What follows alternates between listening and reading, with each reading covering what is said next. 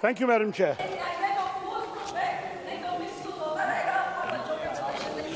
Thank you, Madam Chair. I rise to speak on this bill at this late hour because the integrity of our public examinations is ultimately about something much larger than the exams themselves.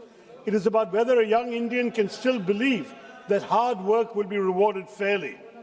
I won't indulge in the infantile whataboutery we've already heard today about which party has presided over more leaks. We are here because the system is broken and we must fix it. Every year, millions of Indians sit for examinations like NEET, UGC, NET, JEE. They don't just carry an admit card into the exam hall, they carry years of hard work, sleepless nights, the hopes of entire families. Behind them are parents who exhaust their savings on coaching and books, mothers and fathers who actually put their own needs aside so their child can have one more chance, and students who leave the comfort of their homes, often at a very young age, to spend years in unfamiliar cities chasing a single opportunity. For many families, that one examination becomes a locus around which everything resolves: their savings, their sacrifices, their anxieties, their dreams for a better future. All these students asking the government are, give us a fair chance and let our performance decide the rest. When a question paper is leaked, therefore, what is stolen is the value of somebody's hard work.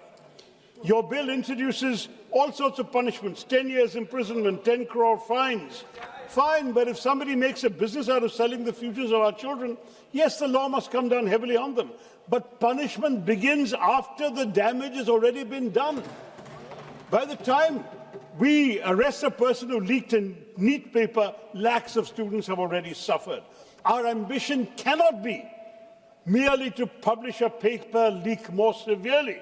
Our ambition must be to prevent it from happening, Madam Chair. Every paper leak is not an isolated scandal. It exposes a deeper structural weakness in our examination system.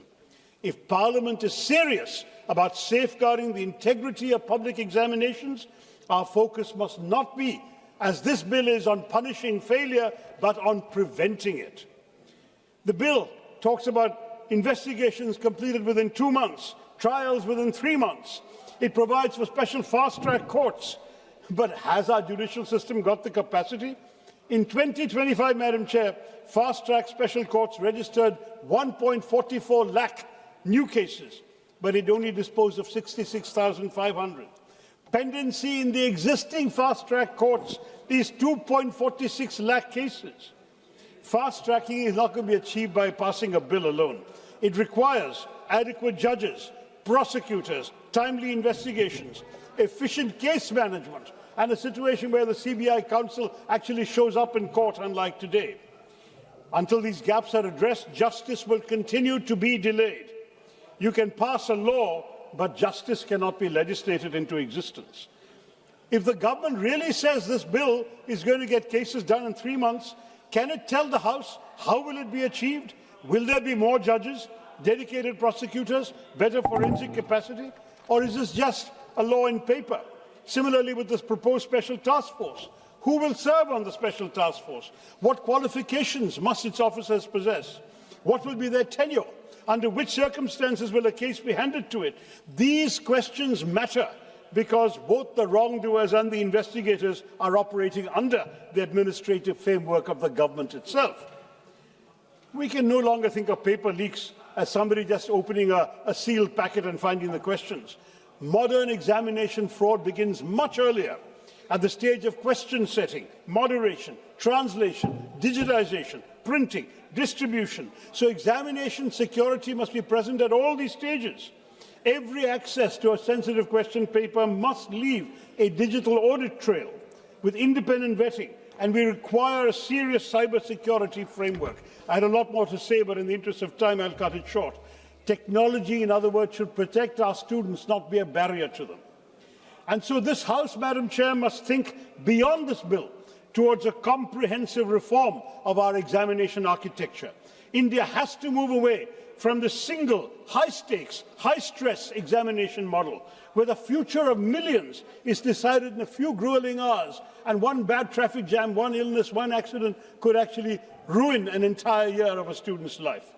Why can't we be like the SAT or the GRE, entrance examinations conducted through a continuous computer-based testing system with multiple attempts throughout the year, allowing students to submit their best score for admissions, secure with competitive computer-adaptive question banks. This could reduce stress, accommodate unforeseen emergencies, strengthen examination integrity, and eliminate the single-point failures that make paper leaks inevitable. I have conveyed this suggestion to your high-powered committee of Mr. Nilekani as well. But this brings us, Madam, to the National Testing Agency in the bill. The NTA has conducted hundreds of examinations involving crores of candidates. But of the 14 major examinations conducted by the NTA, 6 have had allegations of paper leaks and other discrepancies, and 15 examinations have been postponed by the NTA in the last 7 years. Now, why is this sorry record there? The NTA has only 39 permanent posts, and 15 of these posts are lying vacant. So just 24 people on permanent posts responsible for examinations that can determine the futures of crores of young Indians? There's something fundamentally wrong about this arrangement. An organization carrying permanent responsibility cannot depend on temporary capacity. You need accountability, but you also need action. The NTA needs strong, permanent, professional cadres, specialists in various fields, from exam administration to psychometrics, logistics, data protection, cybersecurity, fraud detection. It needs an internal security architecture, and let me say, when something goes wrong, somebody must be held responsible. There must be accountability. There must be action. After the failures of 2024, why again in 2026? Accountability must be real. But why, Madam Chairman, have these examinations acquired such extraordinary power over the lives of young Indians? In NEET 2026, more than 22 lakh candidates appeared in an exam for 1.4 lakh medical cases, ma'am. Think of what that means for an 18-year-old. We've created a system in which so many people are competing for so few opportunities. And the result is coaching centers, a black market for unfair advantage. That's why these leaks are happening. And that's why the student suicides have increased from 8,000 in 2014 to 14,600 today. Madam, I would love to speak more emotionally, but give me 2 minutes for one more point. It is extremely important to understand that these are not just numbers. That was somebody's child. That was somebody's books lying on a table. Somebody who came to believe that missing this exam meant failing in life. What do we tell their parents? What do we tell our fellow citizens? We need, ma'am, more quality institutions, more seats, more pathways to professional education in which one examination does not become a referendum on a young person's life. The student's responsibility is to prepare. Our responsibility is to make sure that preparation matters. At its heart, ma'am, the debate is not about paper leaks. It's about the credibility of our system itself. We must have a comprehensive transformation. This bill will pass, but it's not enough. That's the message I want to give the government. Let us dismantle these cheating networks. Ma'am, 1 minute. Let us do something more important. Let us build an examination system in which these crimes become harder to commit in the first place, because the success of this law should not be measured by the number of people we send to prison. It should be measured by the number of paper leaks that never happen again, by the examinations that take place on time, results that students can trust, institutions that accept responsibility. More importantly, madam, it should be measured by whether a young Indian can walk into an examination hall believing that one simple thing is true, that no one has bought an advantage they've spent their years working to earn. That faith, madam, is fragile. This House has a duty to protect it. Thank you, Madam Chair. माननीय अध्यक्ष महोदय আমাকে public examination সংশোধনী বিল 2026 If you like this video, then like, share and subscribe to Mirror Now.